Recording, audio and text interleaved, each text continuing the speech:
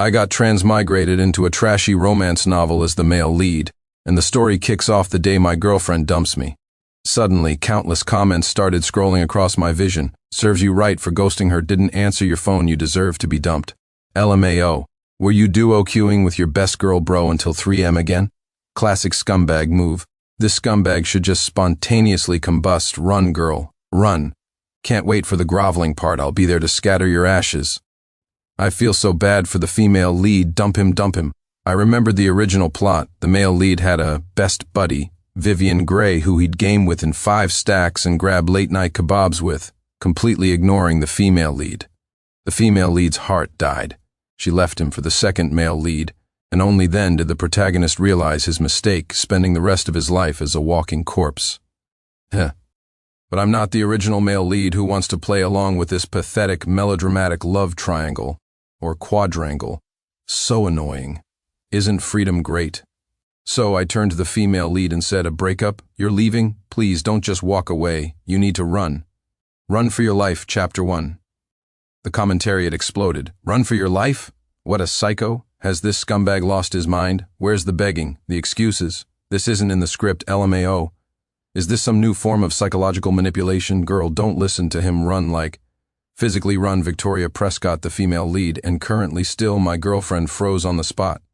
She must have expected me to do the same old routine, apologize, explain that I missed her call because I was dead asleep, and insist that Vivian and I are just bros. But she never imagined I'd agree to the breakup, let alone tell her to run. At that moment, Vivian Gray, the best girl bro from the novel, was standing right next to me. A triumphant smile flashed across her face as she said breezily, "Oh, come on, Vicky, what's there to be angry about? Sincere and I are really just best buds. We were gaming pretty late last night, so he let me crash in the guest room. You're not going to break up over something so small, are you?" As she spoke, she nudged me with her elbow, her eyes glinting with a mix of smugness and urgency. Annoying. So damn annoying. These 2 women were just standing here, one on the verge of tears, waiting to be coddled, the other putting on a phony just bros act. Add to that the dense wall of comments calling me a scumbag. My head was buzzing. Irritated, I pushed Vivian's arm off me. "You can go too," I said. "What are you standing around for, waiting for me to buy you lunch? Or maybe you should run too? It's good exercise." The commentariat went wild again. Holy crap, indiscriminate fire? He's kicking out his best bud too? Has this scumbag had a personality transplant? The male lead must have seen the error of his ways. He's just trying to get the other girl to leave so he can beg the female lead to stay. Vivian was completely floored. Sincere. What do you mean? I'm your best friend, Vivian. We've known each other for years. How can you compare me to those other girls? Best friend? I scoffed. The sound wasn't loud, but it was sharp. Vivian, save it. There's no such thing as a purely platonic friendship between a man and a woman. The living room fell even quieter. Vivian's face went from pale to red, then from red to a sickly green. Victoria also looked up at me, her eyes filled with suspicion. I continued, frowning. Let's all stop kidding ourselves. Best bud? Best guy friend? Who are you trying to fool? Who's this performance for? Vivian finally snapped. Her voice was shrill and piercing. Sincere Turner, you bastard, how dare you make things up? We're just friends. It's platonic. Platonic. I raised an eyebrow, my voice dripping with sarcasm. Platonic enough to duo queue until 3 a.m.? Platonic enough to wander around my apartment in your pajamas? Platonic enough to accidentally throw your arm around my shoulder right in front of my girlfriend? Vivian, your platonic friendship seems pretty damn diluted. Playing the victim while scheming behind the scenes, isn't it exhausting? What's that term again? A pick-me girl disguised as one of the guys? Vivian was rendered speechless, her face turning the color of liver as her chest heaved with rage. Victoria watched Vivian's reaction, her expression a complex mix of anger, sorrow, and perhaps dawning realization. The direction of the comments was getting chaotic. Damn, the guy's a scumbag, but what he's saying kind of makes sense. Is the scumbag just attacking everyone today? Friend and foe alike? Who cares, let the dogs fight, Vicky. This is your chance to escape. I'm still waiting for the groveling at the crematorium scene, Chapter 2. The air was dead silent. Victoria didn't move. Vivian was still trembling with rage. The comments were still scrolling frantically. I leaned against the entryway cabinet and clicked my tongue. Victoria Prescott. She flinched as I called her name, instinctively looking at me. Weren't you breaking up with me? I jutted my chin toward the front door. The door's open. Aren't you leaving? Are you waiting for me to roll out the red carpet? Victoria's face paled even further. She stared at me, her expression impossibly complex. Anger? Hurt? Or was she seeing me clearly for the first time? She pressed her lips together and stayed put. Something else? I raised an eyebrow, my impatience practically spilling out. The password. Victoria finally spoke, her voice a little hoarse but stubborn. Your apartment's digital lock. You changed the code. I couldn't get in. Why did you change it? Oh, right. In the original plot, Vivian, the best bud, had indeed thoughtfully helped me change the digital lock's password. Her excuse was for security reasons in case too many people knew it. In reality, it was a move to slowly squeeze Victoria out and assert her own dominance. My gaze snapped to Vivian. She was biting her lip, putting on the perfect expression of someone who'd been wrongly accused. Sincere, don't blame me, she blurted out, speaking rapidly. It was before Right. Remember how a bunch of the guys used to come over for gaming sessions on weekends? It gets messy with so many people. I was just worried about security, so I suggested changing the password. Really, I was doing it for your own good. The comments chimed in right on cue. Changing the password? Isn't Vivian overstepping a bit? Here we go with the for your own good warning for my own good. I scoffed, not bothering to waste any more words on her. I walked straight to the digital lock. I reached out. Beep. After a few taps, I set a new password. I pulled my hand back, not even glancing at Vivian's instantly ashen face, and turned to Victoria. Now nobody knows it. Neither of you can get in, so... Satisfied? Are you leaving now, or running? The air froze. Victoria was stunned. She probably hadn't expected me to be so decisive. Then she took another deep breath, pulled out her phone, swiped a few times, and shoved the screen in my face. It was a photo. I was leaning against the headboard, eyes closed, looking like I was asleep. Vivian, wearing a skimpy tank top, had her head tilted, pressed tightly against my shoulder, a sweet smile on her face. The angle was deliberately tricky, making the scene look incredibly intimate. This. Victoria's voice trembled with suppressed rage. She sent this to me at 3 a.m. Explain. So that was her move. In the original plot, this intimate photo was the final straw that broke the female lead, and the ironclad evidence the male lead would later regret for the rest of his life. The moment Vivian saw the photo, the look of a wronged victim on her face morphed into panic. But she quickly tried to compose herself. Vicky, let me explain. It's not what you think. Sincere fell asleep while gaming last night, and I was just worried he'd get cold. So I went to put a blanket on him. Really, I didn't do anything. I just snapped a quick picture. As a memento. The commentariat went berserk. Holy crap, the smoking gun classic green tea move. Taking photos like that angle, that expression, and you're telling me you're just bros? The scumbag was asleep, playing dead? I don't buy it. Run, girl, run. Let these two be locked together. Don't let them inflict themselves on anyone else. I looked at Vivian's face, still desperately trying to spin her story, and just felt disgusted. A memento? Snapped a quick picture? This was harassment and invasion of privacy. I pulled out my phone and called the police. Both Victoria and Vivian looked like someone had hit the pause button, staring blankly at the phone in my hand. The color drained from Vivian's face. Sincere Turner? What are you doing? Hello? 911? I spoke into the connected call, my voice clear and steady, without a hint of joking. I'd like to report a crime. Yes, someone is harassing me, has taken private photos of me without my consent, and has distributed them. The address is Unit XX, XX Building, XX Complex. The suspect is on the scene right now. Please send someone to handle this as soon as possible. Thank you. I hung up. I slipped the phone back into my pocket. The living room was deathly silent. Victoria's mouth was slightly agape. She was completely petrified. Vivian looked as if all the bones had been removed from her body, her face a mask of ghostly disbelief. You called the cops? Her voice trembled like a leaf in the wind. Sincere Turner, you dare call the cops? Over something this small? Small? I sneered. Taking my picture without permission and sending it around is a small thing? You can explain it to the police officers. Now I pointed to the door. Get away from me. Keep your distance until the police arrive, or I'll add malicious intent to the charges. The comments, as if on a delay, finally exploded across the screen. Whole lies, he called the cops? For real? He's actually involving the police? Is he taking it this far? The scumbag is on a killing spree today. He's gone completely psycho, haha. The pick-me girl scheme just crashed and burned, so satisfying, but if he does this, what about the female lead groveling at the crematorium? He didn't just burn the crematorium down, he blew up the damn foundation. The ashes are scattered to the four winds. Wait, he's annoyed with the female lead and the female rival. What the hell does he want? To destroy the world? Chapter 3. Victoria stared at the scene before her, took a deep breath, and spoke with the calm of a dead heart, sincere. I don't love you anymore. Let me go. Even if you kick Vivian out now, even if you call the police on her, it's useless. Do you understand what it feels like to not be in love? My heart died every time you ignored me, every time you let her provoke me. The old you wasn't like this. Her voice was a little distant, tinged with a bitter nostalgia. The old you would remember my period, make me hot tea, pick me up from work no matter how late it was.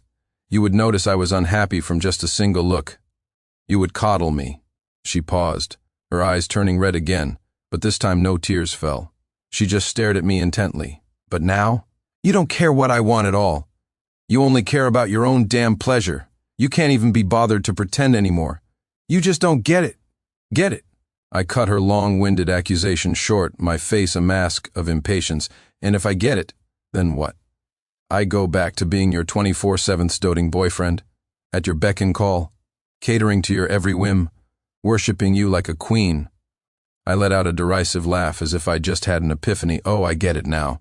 So, the old me was just a simp? Well, then I threw my hands up, my tone genuinely light and relieved. This is great. I'm finally free. I don't have to pretend anymore. What a relief, Victoria. She looked like my words simp and free had completely short-circuited her brain. The commentariat also fractured. Simp?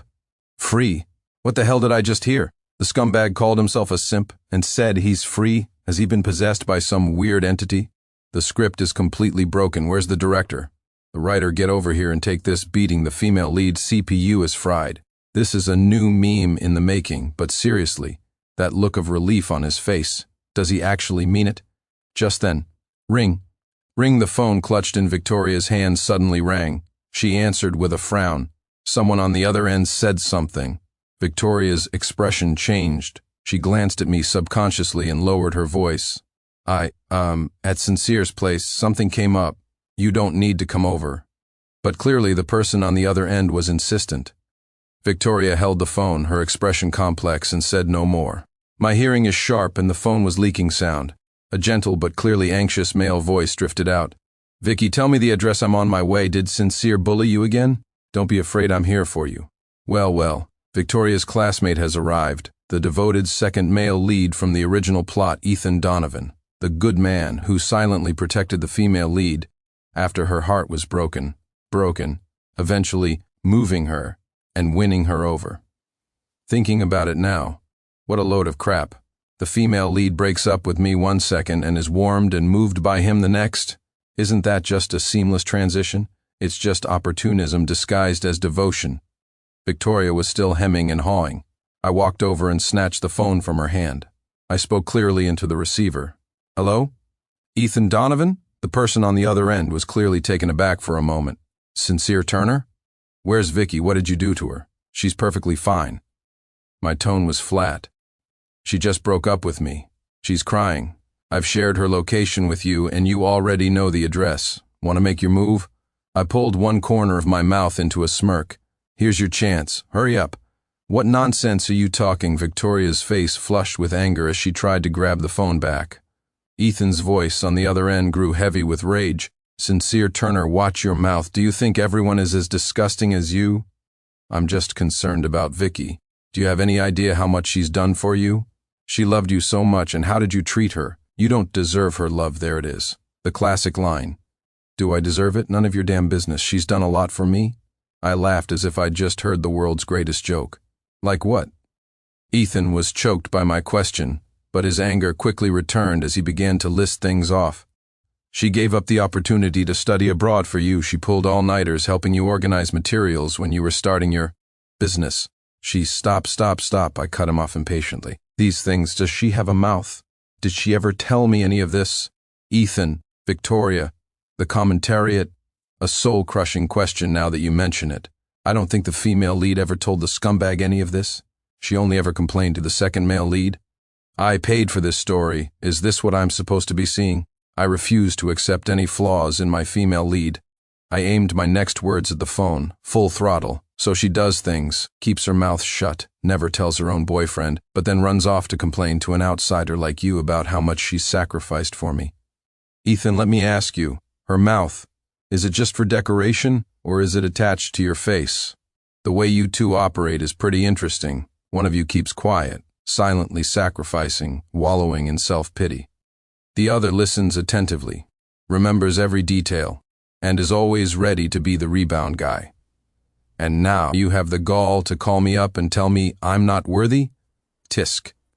You two and your brains. My tone was as cutting as it could be, dripping with naked mockery. Are you conjoined twins sharing one? Or did you both get your head stuck in a door and suffer simultaneous water damage? Are you done with this self-congratulatory melodrama yet? The other end of the line was dead silent. Victoria's face went from red to white, then from white to green, her lips trembling. Ethan's breathing grew heavy, clearly enraged. The commentariat went completely insane. Holy crap, maximum verbal assault. He's a scumbag, but damn. Those words cut deep. A genius of logic. You can't even argue with that. The female lead and second male lead just got verbally slapped into next week. The scumbag is using an area of effect attack today. No survivors begging her back? Crematorium. The scumbag has already scattered the ashes 3 times over. This book is unreadable. The male lead has completely degenerated into the final boss, Sincere Turner. You're an asshole, Ethan roared through the phone. Takes one to know one. I couldn't be bothered to waste more breath. I've sent you the address. Come and get your precious damsel. Get her out of my sight. Good, bye. With that, I hung up. I casually tossed the phone back to the still dazed Victoria. Your knight in shining armor will be here shortly. I pointed to the door. The exit is that way. Have a nice life. Don't let the door hit you on the way out. Chapter 4. Victoria's eyes were fixed on me, burning with fury and humiliation. Sincere Turner, her voice turned shrill, cracking at the edges. How dare you say that? Is this whole playing hard to get act fun for you? You think this will make me come back? You think Ethan and I? She took a deep breath as if to prove her innocence. We're just friends. We will only ever be friends. It's impossible. Stop slandering us. Playing hard to get. I cleaned out my ear, thinking I'd misheard, then asked with genuine confusion, who am I trying to get, you or him? I scoffed, a hint of real bewilderment in my voice. Are you insane? You're the one who wanted to break up. I agreed. Now you're just lingering here, refusing to leave. What's the game? Are you seriously waiting for me to get on my knees and beg? You've been reading too many romance novels. I didn't want to say another word. I was on a completely different wavelength from these two with their bizarre logic. Fine. I nodded in resignation, my voice utterly calm. You two won't leave? Okay, I will. With that, I shut the door and walked away, the comments scrolling before my eyes, completely shattered into a pixelated mess. He left? He actually left? What about the begging, the crematorium? I got all ready for the drama and you show me the male lead just walking out. Scumbag, a pure, unrepentant scumbag. Wait, he actually seems completely fed up? Relieved? I don't understand this plot anymore. What happened to the angsty, profound love story? The female lead is green with rage. The second male lead is still on his way. The rival is paralyzed with fear. And the male lead ran away? What kind of surreal scene is this? I'm not happy. I'm extremely unhappy. I feel cheated. Not seeing the male lead grovel and cry, can't sleep. Author, are you asleep? Because I'm not. After leaving my apartment, the entire world felt peaceful. No more of Victoria's whimpering. No more of Vivian's brotherly love. No more of the commentariat's endless curses, though they were still floating around. I chose to ignore them. The day couldn't have been better. Even coding at work felt smoother. My thoughts were clear, and I made fewer bugs. My boss even gave me a look that seemed to say, has this kid finally gotten his act together? The winds of freedom smelled so sweet. After work, I went to a new popular coffee shop downstairs from the office. I'd heard their desserts were to die for. I walked up to the counter, ordered an iced Americano and their signature tiramisu. While waiting for my order, I glanced around. My eyes swept over a booth in the corner, and then I froze. Two people were sitting side by side in the dimly lit corner. The man had his arm around the woman's shoulder, and she was sobbing quietly. They looked familiar. Weren't they Ethan Donovan and Victoria Prescott? Said they were nothing this morning, and now they're wrapped in each other's arms tonight. Talk about a quick turnaround. As if sensing my gaze, her hand, which had been stirring her coffee, paused. She then shot her head up, and our eyes met. Our gazes locked. The look of irritation on her face instantly froze. The next second, it morphed into pure panic. The coffee spoon in her hand clattered onto the ceramic saucer. The sound was sharp and piercing. Chapter 5. Ethan followed her gaze, and when he saw me, his expression froze as if he'd seen a ghost. The air instantly turned to ice. The commentariat erupted. Oh my God, oh my God, oh my God, this is so awkward, saying they're nothing in the morning and on a date by night. Ha ha, what a small world. The drama continues. Battle Royale Season 2 premiere. Look at the female lead's face. It's priceless. She looks like she just got caught cheating. She dropped her spoon. Ha ha ha. Victoria shot up from her seat so fast that her knee slammed into the table. With a loud thud, the coffee cup wobbled, and a little of the dark liquid sloshed out. It stained the white tablecloth. She didn't have time to feel the pain or clean the mess. She rushed over to me in a few steps, her face pale, lips trembling. What are you doing here? Her voice was tight with panic. A comment floated by. Guilty, definitely guilty, duh. What else would they be doing hiding in a corner? Suddenly, I'm fine with him not chasing her back. Ha ha ha. My face was impassive. I held up the pager in my hand, buying coffee, getting dessert. Just then, a barista called out from the counter, Sir, your iced Americano and tiramisu are ready. Thanks, I replied, ignoring Victoria and walking right past her. I went to the counter and picked up my coffee and dessert box. Victoria stood frozen in place like an abandoned doll. Ethan finally snapped out of it and hurried over, once again taking up his position by Victoria's side. His protector persona was back online, though this time his face was a mixture of forced calm and embarrassment. Sincere. What a coincidence, Ethan said dryly. Yeah, a coincidence. I nodded, took a sip of my iced Americano. It was cold and refreshing. My gaze swept over him, then over the still frozen Victoria. A small smirk played on my lips. You two here for coffee as well? Nice. This place is pretty secluded. I drew out the last two words. The commentariat hit another peak. Pff, secluded, sincere. You're the king of sarcasm. That's a fatal blow. Ha ha. The second male lead's face is turning green. The female lead is about to cry. Yes, more. Don't stop. That's just a misunderstanding. The male lead is being a bit petty. Victoria's face flushed from pale to crimson with shame and anger. She bit her lower lip hard, her eyes beginning to well up again. Sincere Turner, what do you mean we just happened to run into each other, just chatting? Oh, I replied flatly, took another sip of coffee and looked at Ethan. Mr. Donovan, you seem to have a lot of free time, always happening to run into someone else's ex-girlfriend who needs comforting? Ethan's face instantly turned beet red, a nerve having been struck. Sincere, don't go too far. Vicky's not in a good place. I'm just concerned about her as a friend. Am I supposed to just watch her suffer alone and do nothing? The comments began to split. The second male lead kind of has a point. Friend? Pfft, yeah, right, the male lead's words are a bit harsh, don't you think? Yeah, why embarrass the female lead like that? She's already so pitiful. What's wrong with someone comforting her? I nodded, my tone still flat as I turned to Victoria. Concerned. That's great. So this morning you swore you'd have nothing to do with him for the rest of your life, and by evening the rest of your life was already over. My question left Victoria speechless. Tears finally started to fall. This time they weren't for show. They were tears of frustration and humiliation. She stomped her foot. Sincere Turner, you're an asshole. I have my own life. Are you going to control who I have coffee with? Are you going to mock me for it? A comment floated by. She's crying, male lead, comfort her. Yes, male lead, hug her and then you'll make up hurry.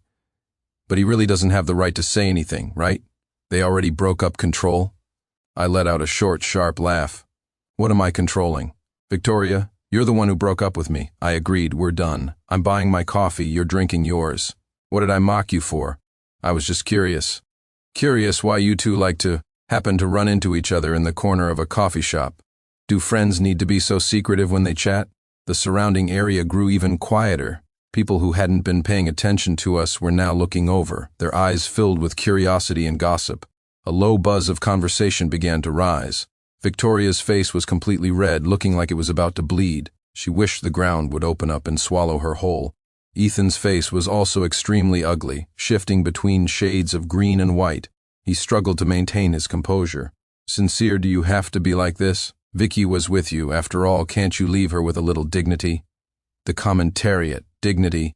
LMAO, did they think about dignity when they were being sneaky? The male lead is just stating facts. The second male lead is getting desperate. He's panicking dignity. I repeated the word, my eyes turning ice cold as I looked at Ethan as if he were a pathetic clown. Ethan Donovan, I want you to look deep into your heart and ask yourself, what you're doing right now, comforting someone else's ex-girlfriend, meeting her in the corner of a coffee shop, giving her hope, making her think that her breaking up with me was just a test and that I should immediately come begging and pleading.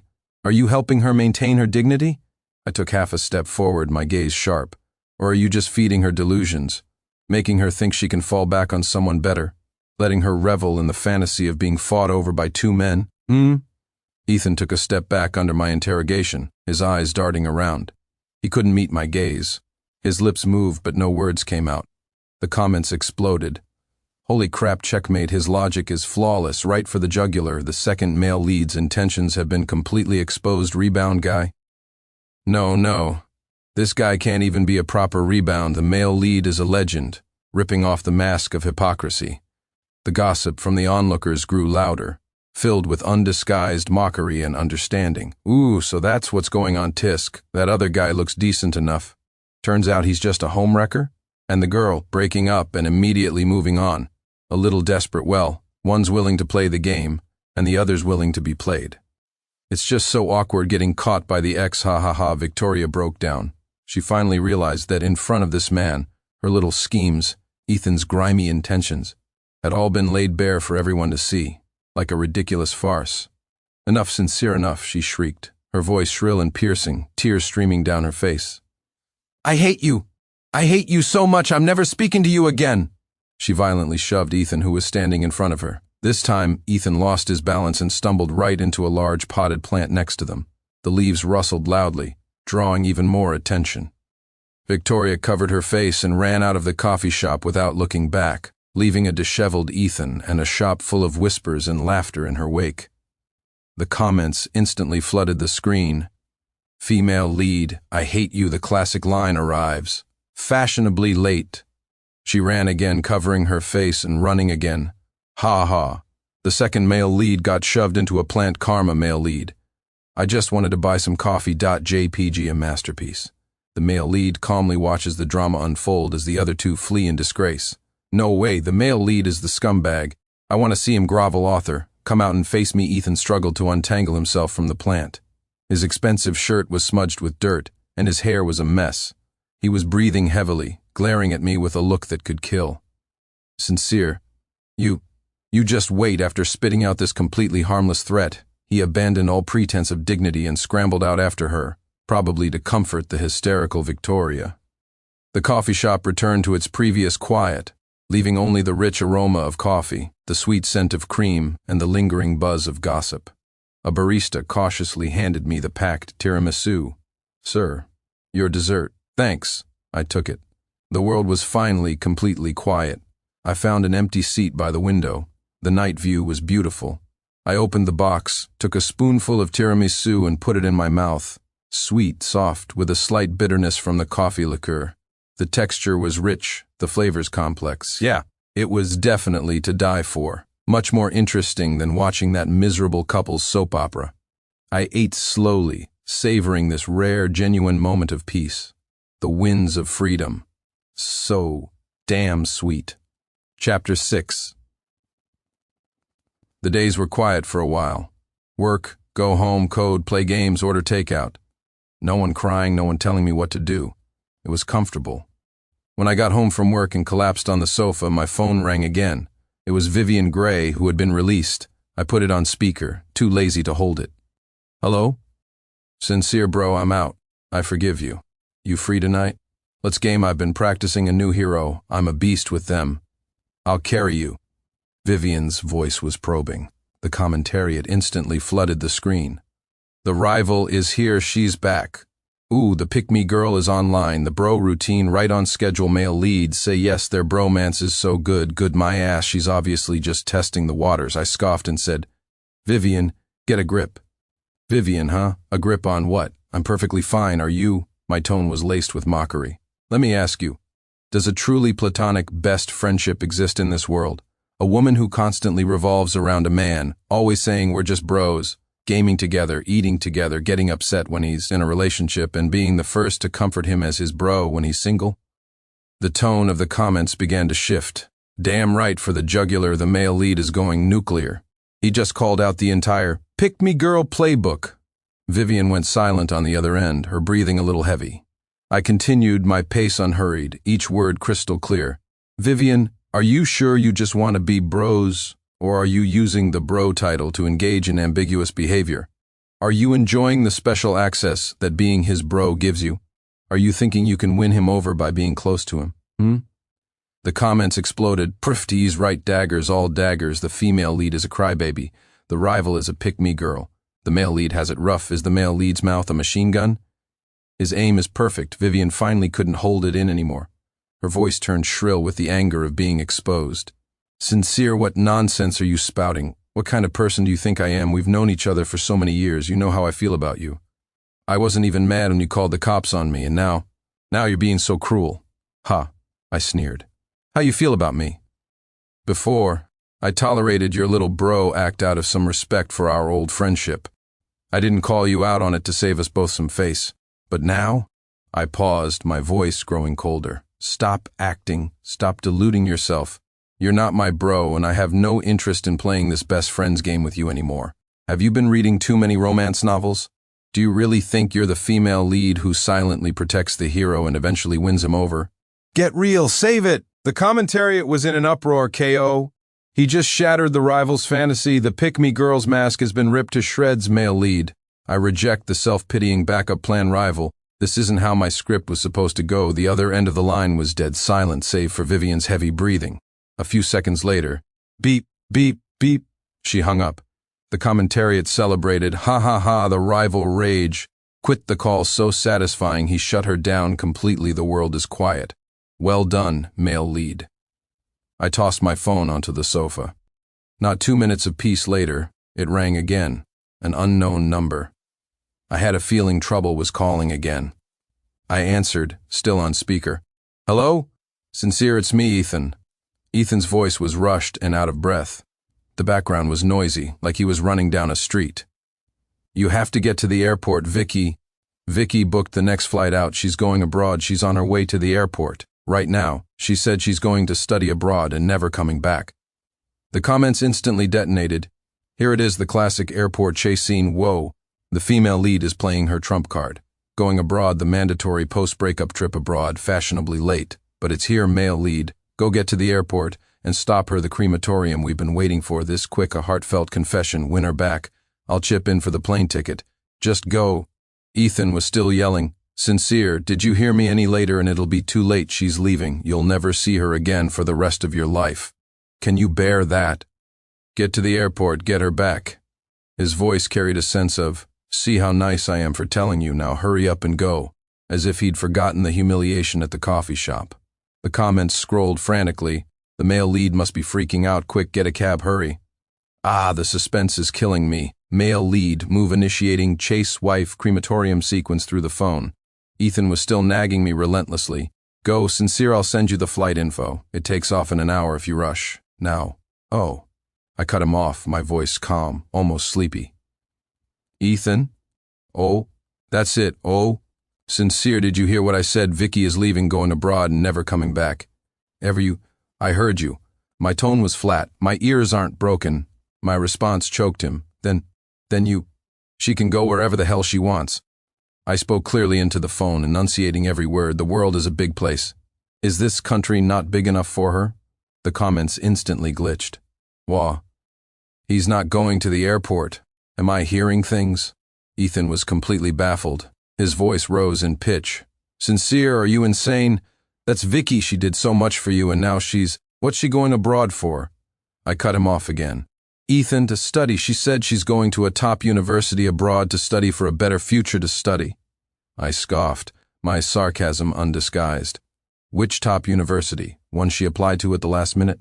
Did she pass the language exams? How? By cramming for the TOEFL or IELTS? Or, I paused deliberately, by throwing money at the problem? Going to some diploma mill abroad to get a useless degree? Mess around for a year or two, get a piece of paper nobody recognizes, and come back thinking she's better than everyone else? The commentariat, calling out the fake degree, the male lead's perspective is wild diploma mill? Haha, useless degree, perfect. Ethan was so angry he could barely speak. You're slandering her. Vicky is serious, she's going to improve herself. Oh, another oh from me, thick with disbelief. Improving herself is good. Great, even. Well, then I wish her a successful improvement abroad. The commentariat, wishing her well? Seriously? The male lead really isn't going to chase her, is he? Ethan was at his breaking point. Sincere. How can you be so cold-blooded, so selfish? She needs you right now. She needs you to stop her. She's just throwing a tantrum. She's waiting for you to show you care. Can't you just this again? I was getting annoyed. My voice turned cold. Ethan, is there something wrong with your brain? Or have you read so many romance novels you've been poisoned? Every time a girl breaks up with someone, she has to run off to a foreign country to find herself.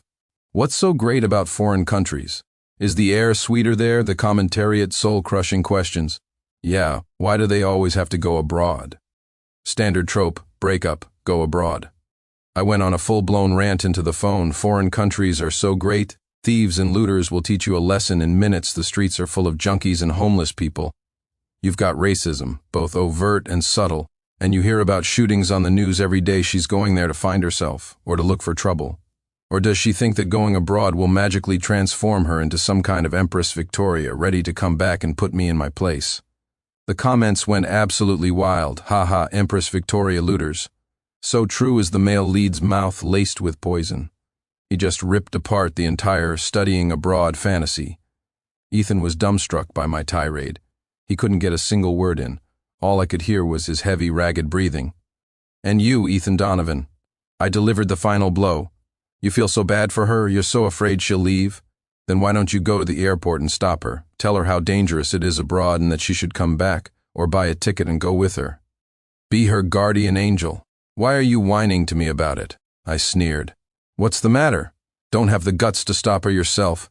You want to push me into the role of the devoted male lead so you can complete the female lead is moved and chooses the gentle second male lead script in your head? The other end of the line was dead silent. Ethan wasn't even breathing anymore. The comments exploded. The ultimate takedown. The second male lead's motives are completely exposed. Second male lead. My script got torn up too. Male lead, I'm sick of all your tired old tricks. I couldn't be bothered to waste any more time. All right, if there's nothing else, I'm hanging up. I wish her a pleasant, study trip abroad. With that, I decisively ended the call. The world was finally completely quiet. The comments were still scrolling.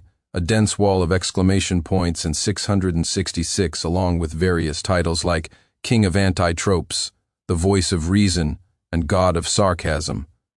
I got up, grabbed a cold Coke from the fridge, popped it open, and took a long swig. So refreshing. It was dark outside, the city lights twinkling. Nice. The airport. Chasing after my ex. The crematorium. What does any of that have to do with me? Chapter 7. The world was truly at peace. Victoria's tear-stained face, along with her endless refrains of "Don't you love me anymore?" and "What did all our years together mean?" had finally vanished from my life. Gone with them were the incessant arguments, the suspicion, and her one-sided perceptions of sacrifice and effort. Vivian, the pick-me girl, never showed up again either. She probably went off to pester some other bros. Good.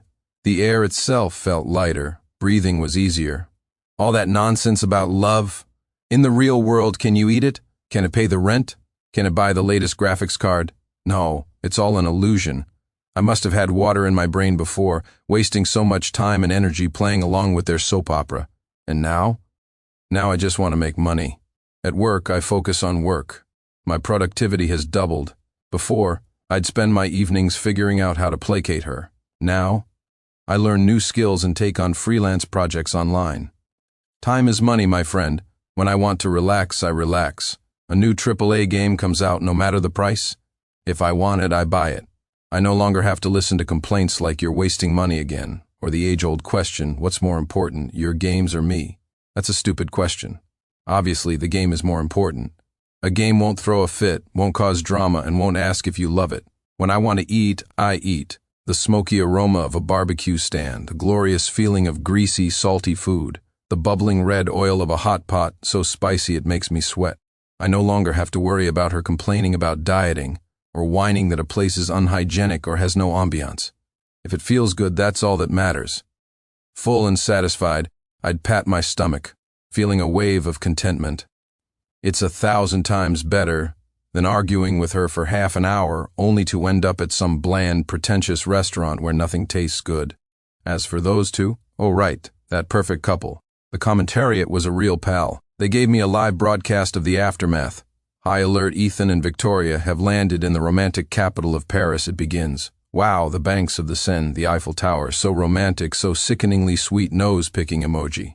Ethan bought Vicky a designer bag, tisk tisk. True love conquers all, eyes rolling into next week. Vicky looks so happy, as if she's found her one true love, sarcastic dog emoji. I scoffed and slurped up the last of my stir-fried noodles. True love, sure. I wish you a long and happy life together. Lock yourselves away and throw away the key. The comments kept scrolling. Breaking news. It looks like they're being followed in the XX district. Holy crap, they're really being robbed. 3 masked men in broad daylight. Look, they snatched Vicky's bag. She's screaming so loud her phone went flying too. Ethan, seems to be attempting a heroic rescue and got shoved to the ground. Pfft, they took Ethan's wallet too. They're so efficient, they're running for their lives. Their shoes are about to fall off. Vicky's makeup is a mess from crying. Latest update, they went to the police station. The language barrier is a nightmare. They're just gesturing wildly. The police officers look confused and annoyed. Haha, I can't breathe. They literally got wiped out the second they landed. Good news. Apparently, their passports are gone too. It's a huge pain to replace them. They'll have to camp out at the embassy. They flew back looking like they'd been through a war economy class. They both had sour faces the whole time. Vicky was still crying. Ethan looked like he'd eaten crap. The comments read like a comedy. One dramatic twist after another, each more hilarious than the last. I was lying on my sofa, having just cleared a level in my new game. I scrolled through the comments on my phone, a smirk spreading across my face. The tone of the comments had completely changed. Damn, the scumbag is over here living his best life playing games, while his ex is getting robbed in a foreign country. The contrast is brutal male lead making money buying games. Ex-girlfriend causing drama, getting robbed. The winner is clear. The male lead is playing 4D chess. He escaped that mess early on, so smart. Watching his ex suffer is more satisfying than getting a raise. The male lead is a legend, sends a virtual rocket. So, the ultimate fate of the love-obsessed is international robbery? You learn something new every day. Sarcastic dog emoji for safety. Heh. I let out a soft laugh. It was quiet, but the commentariat caught it. The male lead laughed. He laughed. He's definitely enjoying the show. That heh was a max-level taunt. So satisfying, male lead. I'll just sit here and watch you show off, and then watch you crash and burn. My computer screen glowed, my character standing on a virtual mountaintop, surveying the world below. This was my kingdom. Victoria, and that idiot Ethan who thought he'd successfully stolen her away. Let them have their drama. Madly in love, inseparable, always ready to declare it's me and you against the world. Fine, you do you. I hope every one of your brave acts of love ends up as spectacularly as this trip to Paris. Getting robbed, fleeing in terror, losing your passports and making a fool of yourselves. This is just the beginning. Those two together are a magnet for bad luck. They have a long life ahead of them, with plenty of opportunities to torture each other, drag each other down, and act out their pathetic soap opera. Let them go all out. I don't have time for that. I have work reports to check, new project feasibilities to research, next month's rent and utilities to calculate. And most importantly, I need to check my bank account balance to see if I can afford to pre-order that new space exploration epic coming out next quarter. The real world is harsh. No money? You're nothing. Love and romance? Vows of eternal devotion? Can you pay your credit card bills with that? Can it cover your mortgage? Can it buy me a top-tier starship in a game? Obviously not. So, the tragic comedy of my ex and her rebound guy has become nothing more than background noise. The commentariat occasionally pushes some real-time jokes my way, which I watch like a free sitcom. Afterward, I get back to my life. My priorities are crystal clear: work, make money, improve myself, play games, and eat good food. Simple, direct, efficient. No tears, no arguments, no endless emotional drain. Only the steady growth of the numbers in my bank account and the new icons lighting up in my game library. This is what it means to be truly clear-headed. The news of my ex and her knight scrambling back to the country became a brief joke among my friends and in some gossip groups. Someone sent me a screenshot of a photo of them at the airport looking disheveled. I didn't bother to zoom in. Not my problem. A few stray comments floated by later. Update: it seems they had a huge fight and broke up because of this disastrous trip, each blaming the other. Tisk, a fragile love. Can't withstand a single storm. It's over, it's over. This is boring. I'd rather watch the male lead make money. I glanced at them, typed the last line of code, saved, and ran it. Perfect. I stretched and walked over to the window. Below, the city was a river of traffic and a sea of lights. Everyone was busy living their own lives. Who has time to act in a melodrama every day? I picked up my phone and ordered a deluxe late-night snack. Then I looked at my wish list on the gaming platform. The latest addition was a hardcore mecha combat game. The trailer was exhilarating. It was expensive, but I could afford it. A genuine smile spread across my face. I opened my budgeting app and looked at the steadily climbing savings number. The sense of security and satisfaction was tangible. It was more real than any empty, ethereal, "I love you." Victoria, her story? That chapter closed a long time ago. It was like uninstalling a buggy, ad-riddled piece of bloatware. Once it was gone, the system ran smoother than ever. This life is awesome. The end? For me, this is the best beginning. A new game of life. Start.